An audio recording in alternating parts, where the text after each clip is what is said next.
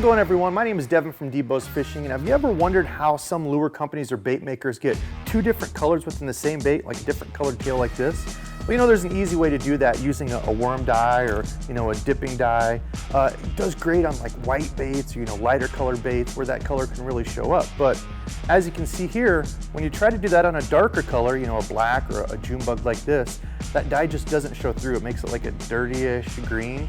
However, you can see we were able to get a very cool, neat chartreuse color on this bait using a different method, and that's what I'm going to show you today. All right, we've got our colorant all mixed up here. We've got our mold set up and ready to go. All the colors, glitters, and everything have been added, and if you have specific questions on that process, we've got videos that go completely in depth on that whole process and the How We Do It series, so check those out. But right now, we're going to get the chartreuse loaded up into our soft plastic plunger here. Now, it's important to do whatever color you want on the tail first, because we're going to be cutting that off and leaving it in the mold. So you can't do like the head of the body or the front of it, because then when you try to shoot your second color in, it's going to block it and mess it up.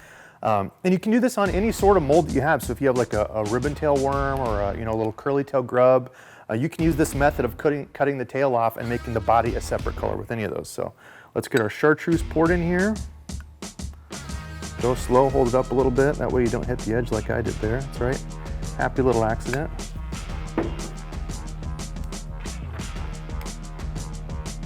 Put our tip on here, and I always pour just a little bit out into the cup just to make sure we've got good positive flow. Come over here to our mold. Good constant pressure with that. Hold it down. Make sure our mold's tight. And then always make sure you top off the mold, because as this cools down, it's going to suck that plastisol down in there. We want to make sure that whole cavity is filled. There we go. So we'll need to let that cool and check that here in a second. Okay, we let this cool down, took the clamps off. Let's see how this turned out. Oh yeah, perfect. So we've got our chartreuse bodies, everything in here shot, and this is how you have to do it first. Like I said, you want to have the ends of the color that you're going to keep. Now, you want to let these cool down good before you cut whatever piece that you want to keep off. Because this is still soft and still warm, when you cut it, it'll kind of pinch it, and it won't be exactly round, and it won't fill in your cavity, because we're going to cut these off and put them back in. I'm going to show you that next. So I've got this side loaded with the smaller tails that I've already cut off. And you see as the plastic comes down in here, it shoots from the middle and works out to the end. So that's why I will only work with the tail, the outside piece here.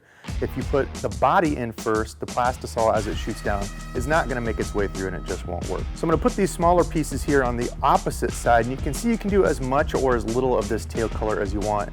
So you might wonder how this is going to hold together once you get it out of the mold, right? Well, the hot plastisol coming in bonds perfectly with that tail piece that's already in there. As you can see, this is just like a single bait with a single color. Holds well. It's not like you're going to cast this and the tail's going to come off.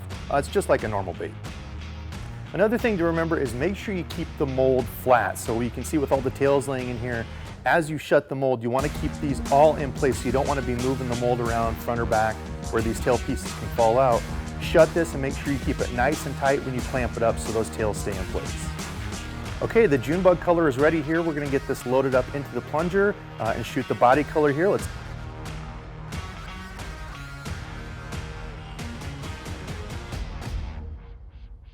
so we're all good and cooled. Let's take our clamps off and see how this turned out. See what the final product looks like here. Oh yeah, that's the fun of making these, is as you can see, we've got two really cool different looks. Again, you can go with as much or as little color as you want on these tails, and like I said, these are completely tough. It's like a brand new bait, all shot in one color. Now, another advantage to doing this with the two different colors is you can use different plastics. So, you know, with the Midwest mold like this on a, you know, a Ned type head, these stand up great anyway, but you could use, say if you're making a ribbon tail or a crawbait, you can use a positively buoyant soft plastic and make those claws stand up, or, you know, kind of the ribbon tail so the body's laying down and that tail has a little bit more action.